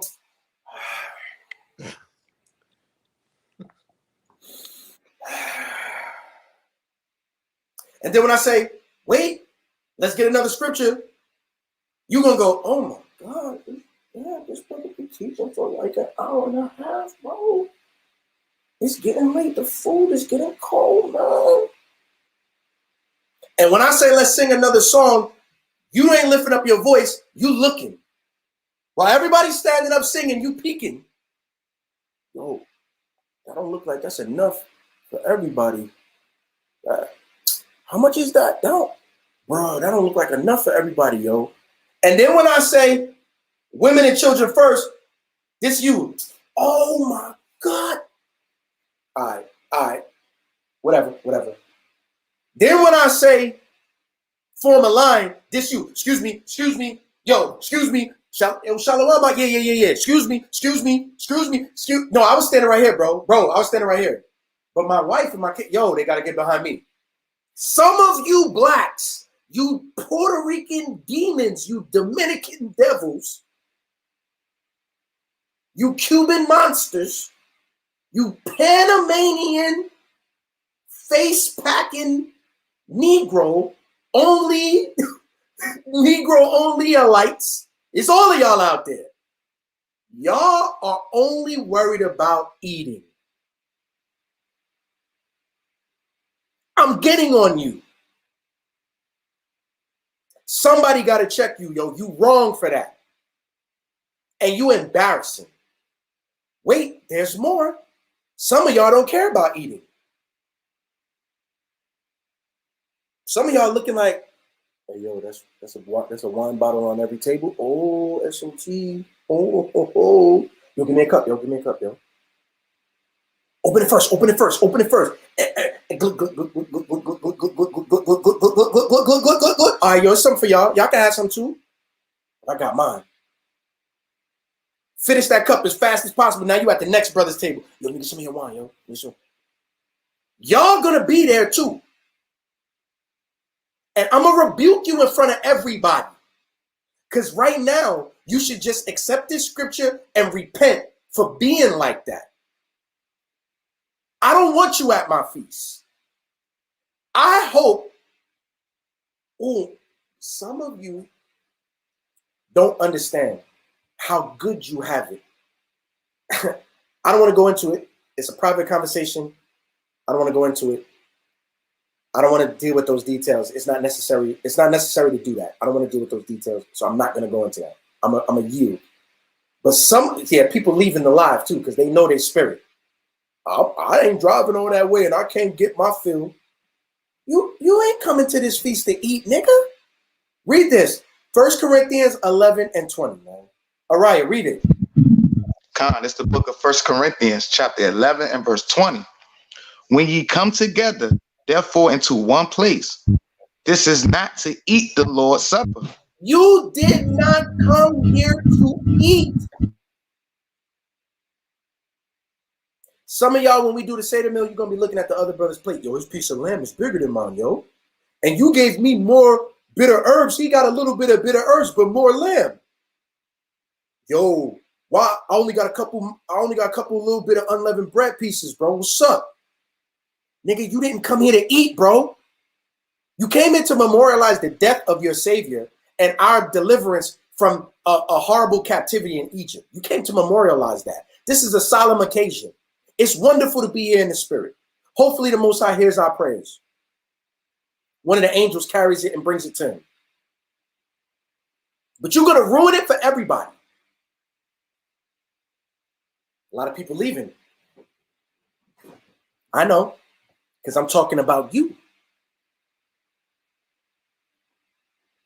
Why do I teach the way that I teach? Because those people are amongst us. Why is Joel using that language, calling them niggas? Because that's how you act. And you got to get checked. You wrong for that. You are not coming to this feast day to eat, man. Matter of fact, I hope I see brothers helping the older men and women get what they need before they get stuff for themselves. I hope when the feast day is over, brothers hitting the exit, right? But damn, we got to break down chairs and put away tables and take garbage out. We got to burn the remaining lamb. It can't lay up till the morning. Who's going to help us with that? No, I ate, I drank. Shalom. There's going to be a lot of y'all. And I hope I don't never see y'all no more. I hope this is the last time I see y'all. Because even though I'm doing this and saying it and being hard like this, y'all still going to come with that spirit. Y'all still going to come with that attitude. Read it again. Khan, this is the book of 1 Corinthians chapter 11 and verse 20. When ye come together, therefore into one place, this is not to eat the Lord's Supper. So then what do we come together for if it's not to eat? We came to keep the feast with no leaven in our spirit and to respect the meaning of this feast. Read on. Everyone taketh before other his own supper. Everyone what? Everyone taketh before other his own supper. Y'all are jumping over each other to get a piece of lamb. You so greedy. You got your plate. Lamb on top of lamb, lamb in your mouth, and lamb in your hand. Give me. Watch out, yo. Watch out, yo. Yo, chill. What, they only put salt on this? It's still good. I hope you never come again. I hope I never see you at another feast day that we are mastering and conducting. Because you taking before the other your own supper like you came here to eat. Read on. Con, what? Have ye not houses to eat and to drink in? No, read that second part again because we got to deal with the wine. Con, for in eating, everyone taketh before other his own supper, and one is hungry and another is drunken. And then we got the mighty at the wine, brothers. You don't even care about eating. You just looking at that wine and saying, how much can I get in my cup? Now you drunk, you wrinkling brothers' garments, grabbing brothers, man. It's kids. You cursing out the mouth, profaning the feast day because you out of the spirit, because you drunk. You knocking things over, stepping on people's feet. Brothers can't enjoy the feast. They got to constantly watch you. What's this brother going to do? God forbid you vomit or throw up, because the bitter herbs is in your system, and then you pouring that wine on top of it in excess. Now you done threw up. Now you done sick at the feast day. Embarrassing. Don't come. Leave us alone. You are not supposed to do that, bro. Hey, watch this. The first Passover I ever went to was awesome. Brooklyn, New York. I'll never forget it. Guess how much lamb I got? I got the Seder meal. That's it. I took my video camera and I wanted to remember everything. And I walked around that feast day and I got a statement from everybody. I was that brother. So I could put a video together, to show everybody how much of a good time we had. And then when I was done with that video, I went over to the food. All the lamb was gone. So what did I do? Did I curse everybody out? Was I mad that I didn't get to eat? Was I bitter that I came all the way from Atlanta to Brooklyn and I only got the Seder meal, that one little piece of lamb? I ate the bitter herbs. I can't remember how it tastes. And there wasn't enough lamb for me after that. Was I mad? No. I was happy that I got to be amongst all those Israelites. And I had the time of my life. I bet some of you would have turned that place upside down. Yo, ain't no lamb for me, yo. Yo, I came all the way from Atlanta. Niggas ain't on lamb. I didn't come there to eat, brother. I was not at that feast to eat, brother. And the reason I had the right attitude is because I was well instructed. And I handled that situation with grace because I was not expecting to have my belly full. Read it one more time. 21. It's the book of 1 Corinthians, chapter 11 and verse 21. For in eating, everyone taketh before other his own supper, and one is hungry and another is drunken. Come on. What? Have ye not houses to eat and to drink in? Look at how the scriptures is playing you out, bro. Damn, bro. You couldn't eat at home before you came? You waited to get here to eat and drink? So that's why you came here? Read on. or despise ye the church of the Most High, and shame them that have not? Because it's going to be people at our feast day that truly don't have a lot. And that lamb or whatever provision we have, that could hold them down. It's going to be people at our feast day that don't have a lot. But you don't care as you pile up your plate with a piece of lamb in your mouth, one in your throat, one in your hand, as you elbowing people, excuse me, trying to get to your table. And you know what a lot of y'all do? Y'all get more food than you're going to eat and you throw food away. I hate, ooh. And y'all going to put leaven on me in the Passover. So I'm telling you now, do not come to our feast day conducting like that, or you're going to get rebuked in front of everybody. You're going to be embarrassed and you're not going to be happy. Read on, Art. I'm going to read from the top. What? Have ye not houses to eat and to drink in? Or despise ye the church of the Most High, and shame them that have not? What shall I say to you? Shall I praise you in this? I praise you not. I praise you not. You should be embarrassed for your behavior. Read on. For I have received of the Lord that which also I deliver unto you, that out of one Yahushua, the same night in which he was betrayed, took bread. Come on. And when he had given thanks, he brake it and said, take, eat. This is my body, which is broken for you. This do in remembrance of me. Come on. After the same manner also, he took the cup when he had supped, saying, this cup is the New Testament in my blood. This do ye as oft as ye drink it in remembrance of me. All you idiots saying that Christ wanted you to really eat flesh and drink blood, you don't understand the Bible, and the scriptures are too heavy for you, and you don't need to be handling them. Everything we're doing is in remembrance of Yahushua. It's in remembrance of the Most High saving us out of the captivity of Egypt. It's all symbolic and spiritual. It is not for you to have a buffet.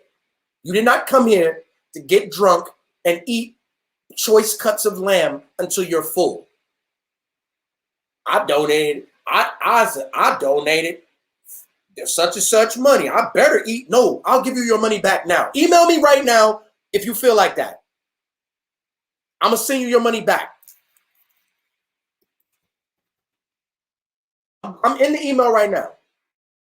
Email if you feel like, oh, I donated such and such. So I expect to eat such and such. If that's you, email me right now. I'm opening the email. I'm going to send you your money back. I don't care how much you send. Don't come. I don't want you there. I don't want to see you there. Leave us alone, bro. Because the brothers that's in the house for the Passover on Thursday, y'all going to be serious, man. Y'all going to inside feel like what we doing right now, the Most High might care and might recognize this and might save us off here for doing this. That's the mind state you're going to be in. Y'all ain't got no faith. How many of y'all's thinking like that? How many of y'all thinking, yo, Passover's Thursday. If we could gather that room with everybody in the right spirit, all the Israelites keeping the Passover on the day that they keep it, we might all be at camp on Saturday. The Most High might crack the sky and save us off here, bro, because we tried our best. And the Most High said, damn, they gave their most effort. They ain't do it all the way right, but look at how sincere my children were. Y'all don't have that faith. Y'all don't believe that. This is a club y'all in. This is something y'all do to pass time. Read on out. Verse 26. For as often as ye eat this bread and drink this cup, ye do show the Lord's death till he come. You do this in memorial of Yahushua until he returns. Come on. Wherefore whosoever shall eat this bread and drink this cup of the Lord unworthily shall be guilty of the body and blood of the Lord. What makes you unworthy? You know, the Jehovah's Witnesses take this scripture, and that's why they don't eat the Passover. They recognize that they got to do this. So when you in a Jehovah's Witness temple, they pass the bread and the wine. No one drinks it. No one eats the bread. Even though there was some Edomites that said they are part of the 144,000. And I seen with my own eyes, some of them drink the wine and people clap for them. Yeah, I'm going to get on you, Charles Taze Russellites. We're going to get on you because y'all don't know what's going on. But normally they just continue to pass it. So everybody receives the plate and passes it because they feel that if you eat it, you're going to be destroyed. No. What makes you unworthy to eat? Hatamad, 1 Corinthians 5 and 8.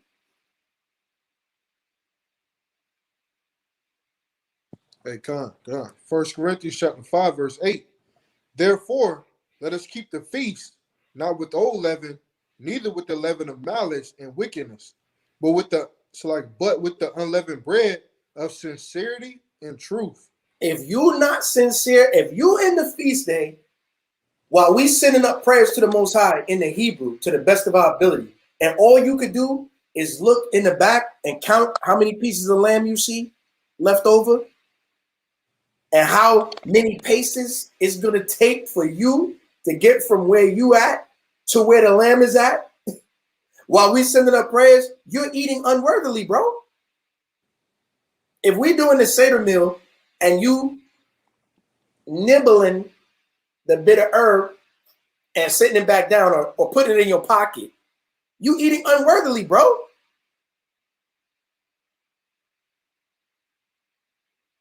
All right, read on.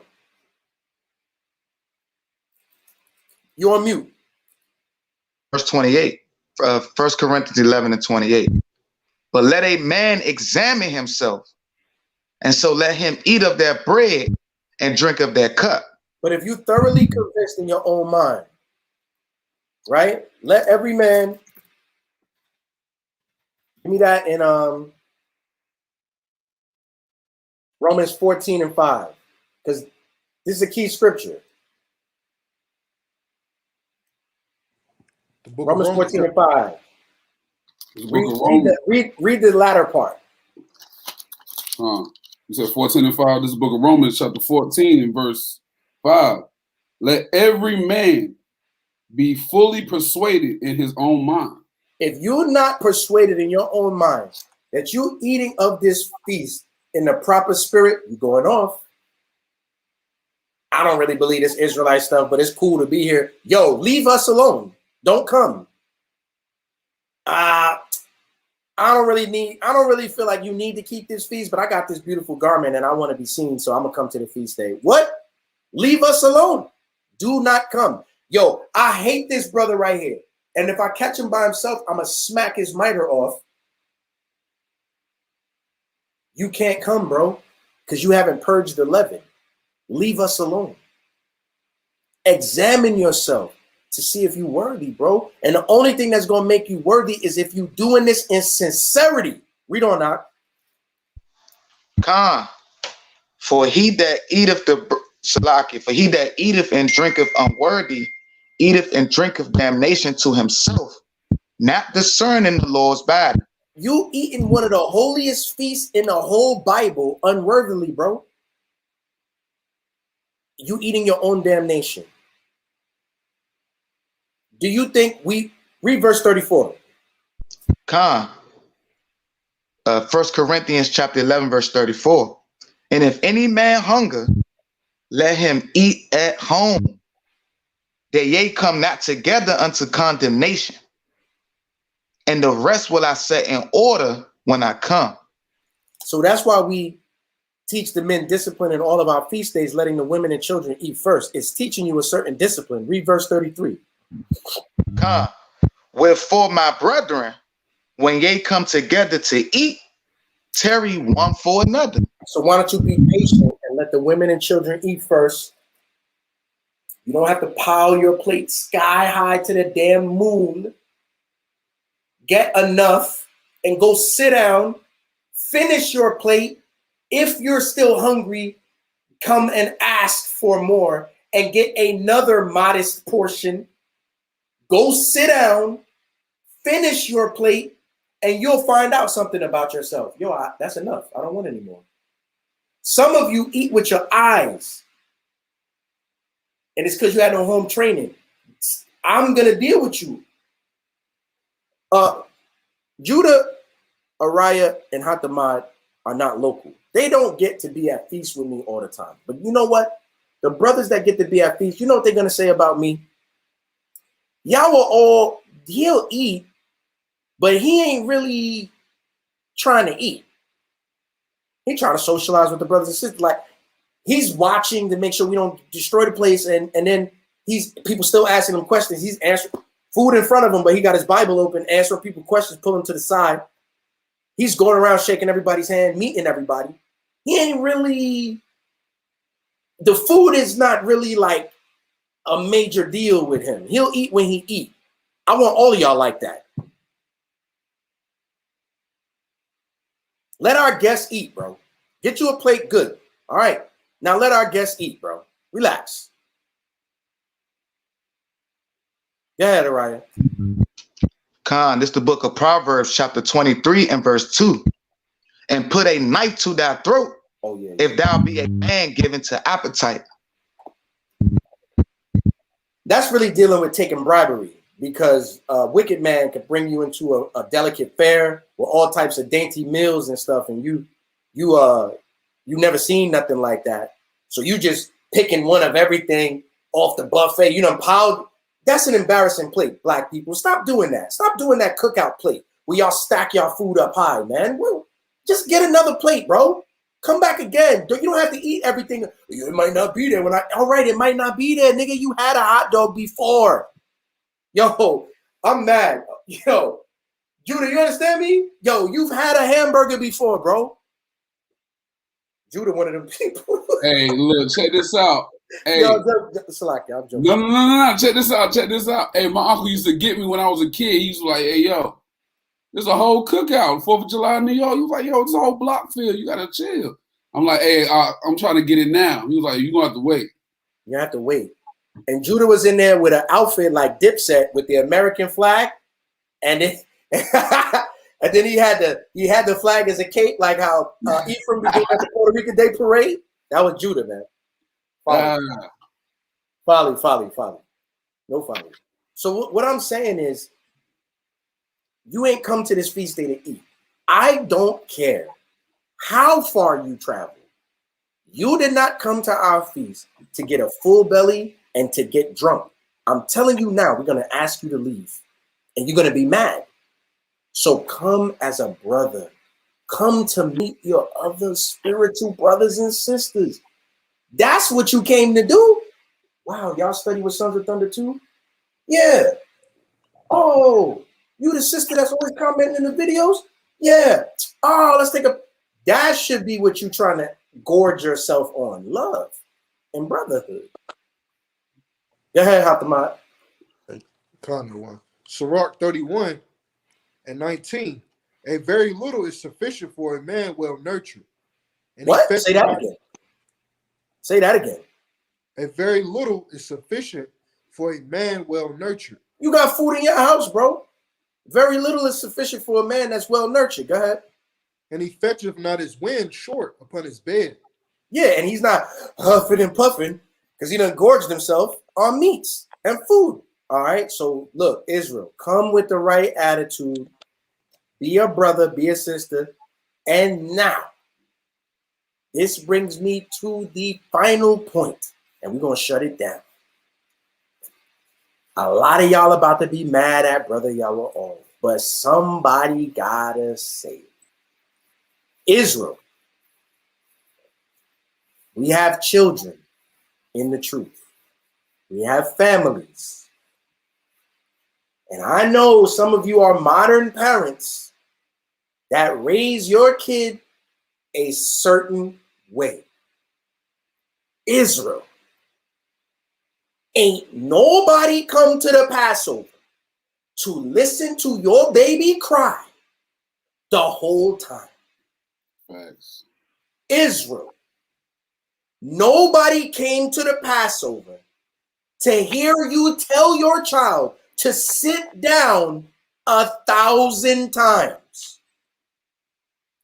Israel. Nobody came to the Passover to listen to your child whine every time the room gets quiet because he can hear himself.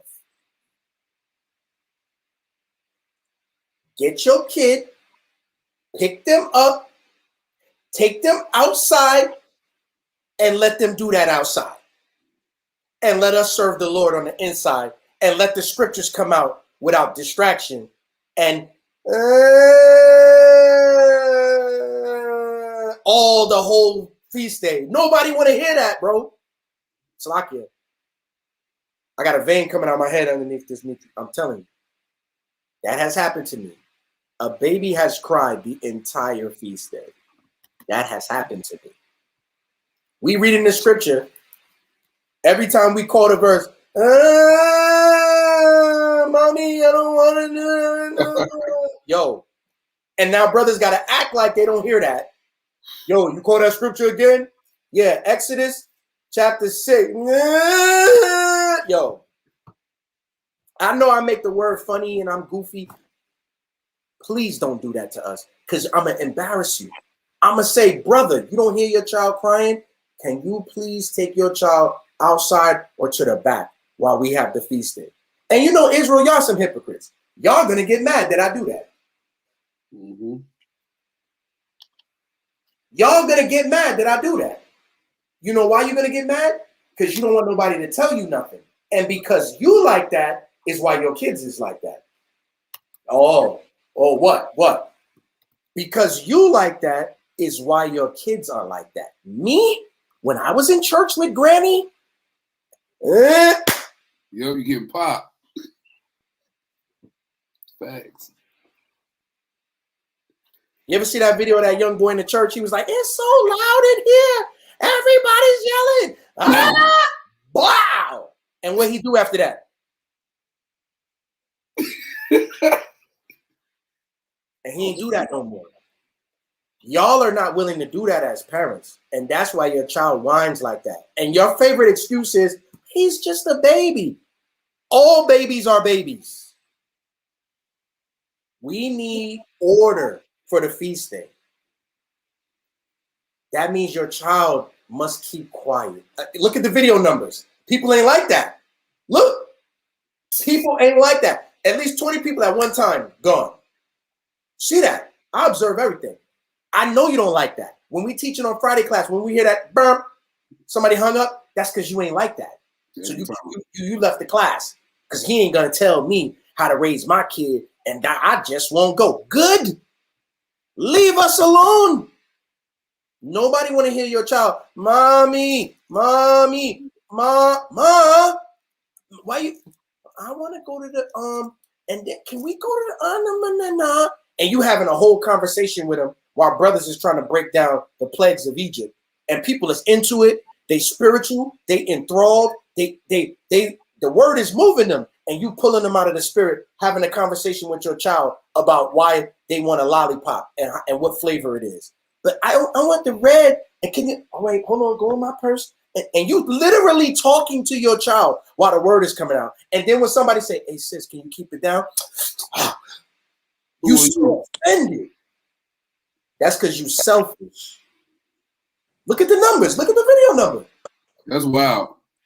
That's a whole 20 people. That's because you selfish and you don't like that correction. Your child has to stay in order. If they can't help themselves and they gotta cry, you are the one that's inconvenienced, not all of us. So you are gonna get up and take your child outside, and you're gonna miss the scriptures in the breakdown because while your child is crying, you are gonna be away from the lesson. Period. You're gonna give that respect. And then you know what? When your child stops, however you discipline them and deal with them, come back inside. Come sit down. Continue on with the word of the Lord. It's all good. And then your child gonna do it again, and you're gonna get back up and take your child outside again. A word of advice. Pop that leg, pop that hand, he gonna stop. She gonna stop. Go ahead, brother. God, I got a precept just for that, other man. Hey, Sirach 30 and 11. Give him no liberty in his youth, and wink not at his follies. Bow down his neck while he is young. Bow down his neck while he is young. Come on. And beat him on the sides while he is a child. And whoop him while he's little. Come on. Lest he wax stubborn and be disobedient unto thee, and so bring sorrow to the heart. And he's going to wax stubborn and be disobedient to you because you've trained him that he can do what he want to do because you're trying to be his little friend. My mother said, I'm not one of your little friends. I ain't one of your little friends. Who are you talking to? My mother used to bring me to that Jehovah's Witness temple, and as soon as I would act up, what? I got my ass whooped, and people heard me get my ass whooped in the back. She took me into the bathroom and beat me with the belt that I was wearing. And then she said, wipe your face and stop that noise. Because you know you be, wipe your face and stop that noise. And she just stood there and looked at me.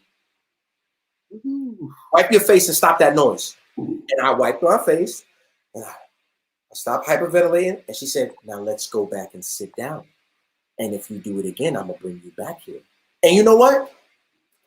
That happened to me like twice. Yo, I stopped. Because ain't nothing really wrong with me. It's nothing wrong with your kids. That whining and stuff, that's for attention. Please respect the feast day and don't let your children ruin it by whining and crying through the lesson, all right? Just be merciful to everybody and inconvenience yourself. Get up, take your child to the back. We got a big hall. You take your child to the back, to the bathroom. We got a room with a door. You can bring them in there until they recover from whatever's wrong with them. But inconvenience yourself, not everybody else. Baba Kwasha, I ask you that, please. All right? Oh, wait, and this too.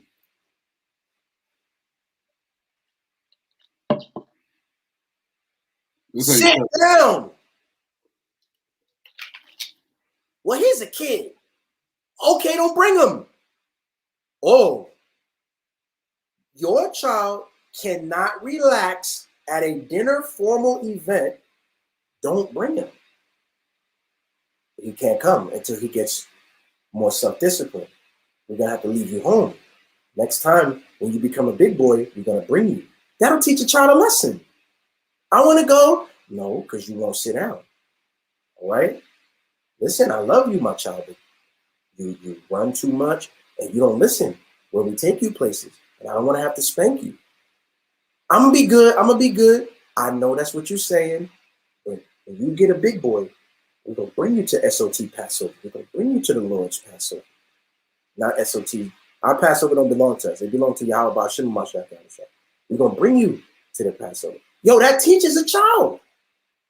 And you know what? Next year he come to the Passover with his garment on, with his staff in hand, and he's going to be standing mighty with the brothers because he's going to be trying to do that.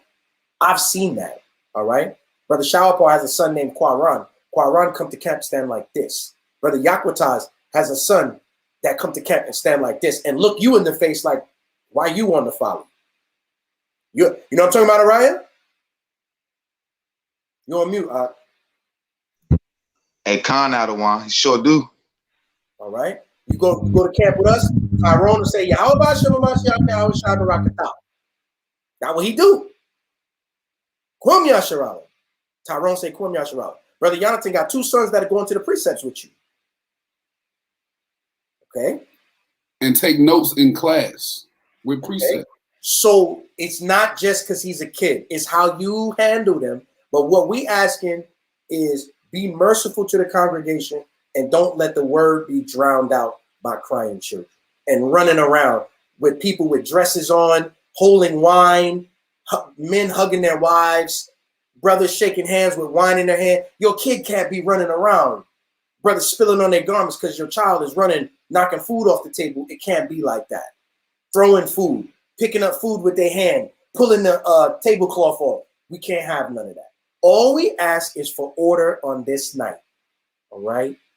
So I'm going to leave y'all alone. I'm going to stop getting on y'all.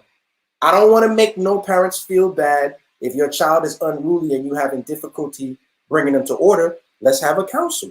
We get the elders involved. We get them. We'll line them up. All right. But outside of that, I have no more admonition and correction leading up to the feast day. That's everything. You brothers want to say anything? I don't want Eliel asked me to say starting next week we will start milk in the morning.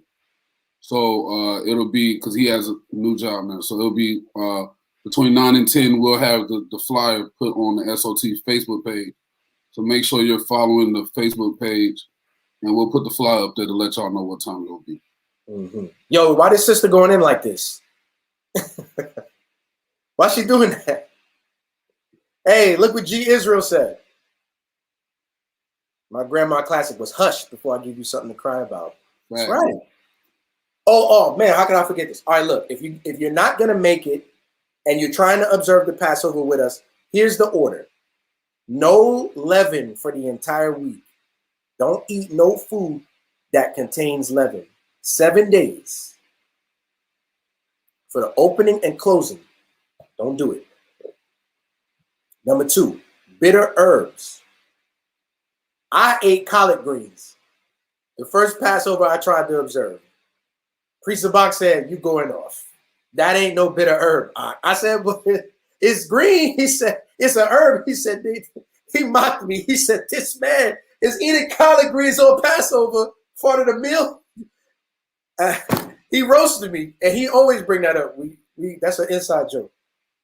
No, bitter herbs, Hatamad. Bitter. Why? To remind you of the captivity of Egypt. The bitter herbs is supposed to remind you of the bitterness of the captivity. At SOT, we eat horseradish. We slice it into a thin slice and eat it. You can eat an onion. You can eat a ginger piece. Anything to remind you of the bitterness of the captivity. And then we have unleavened bread. Where do you get unleavened bread from? Go to Trader Joe's and get you some matzah bread if you don't know how to make it yourself. Eat it. Eat unleavened bread the entire week, at least once a day. All right? It's not, the herbs is not supposed to be tasty and savory. They're supposed to be bitter. Okay? Find something that's bitter and don't be over righteous and make yourself sick. Because if you eat too much horseradish, you could throw up. So don't make yourself sick. All right? That's what you're supposed to eat. No, you do not have to eat lamb every single day. No. Just on the Passover is a requirement. Outside of that, you can eat whatever you want as long as it does not have leaven. I know there are vegetarian people amongst us. You got to eat lamb that day. But for the rest of the week, just make sure you eat some unleavened bread once a day to keep the memory of the feast. And hey, you can eat that bitter herbs throughout the week too to keep reminding you. It's whatever you want to do. All right. I just wanted to throw that in there and make sure everybody understands that. Go ahead, Orion. I'm about to say for the vegetarians, we shouldn't have no problems with them trying to, overstep other people to get the, to see the meal, right? They should love to take that, that little piece. Maybe so. Maybe so. Block you, I don't want. Go ahead. Somebody just asked, can you cook the herbs? I say nah, but what do you say? Why are you cooking them? To make them taste better? That's what I'm saying. Just get you some. If all you have is herbs that need to be cooked, okay. But we told you our suggestion, okay? Parsley, yeah, that's a bit of herb. It's pretty nasty to eat alone. A piece of garlic, fine. That's it. All right, we don't want to get too technical with that because it ain't really about all that. As you grow in the truth, you're going to get better with this. All right? Hatama, any question? That's all I had. Anything you want to add on? Can I say something about North Carolina? Yeah. Just be on the lookout for SOT North Carolina. That's all I got to say. Yes, sir. We're going to see. We're going to see. You brothers don't know the scriptures. We're going to see. Nah, man, I love y'all brothers, man. Thank you for doing the class with me. Kwame Yasha'Allah. We are the sons of thunder. It's our heart's prayer and desire for Israel that they might be saved. Our Passover is March 25th at evening. That's when we'll be keeping it. Look forward to a big camp on Saturday. We trying to link up with different brothers. And be ready, all the soldiers in the camp, at 2 p.m. on Friday to have a meeting. And that night to go support HOI's Passover, which is in Atlanta. Be ready to do that. Let's organize ride sharing and cars and everything. And with that, my name is Brother Yahweh. Soldier Judah. Brother Araya. Soldier out the mind. All right, we the sons of thunder. Shalom. Shalom. Kwam Yasha. Kwam Yasha. Kwam Yasha.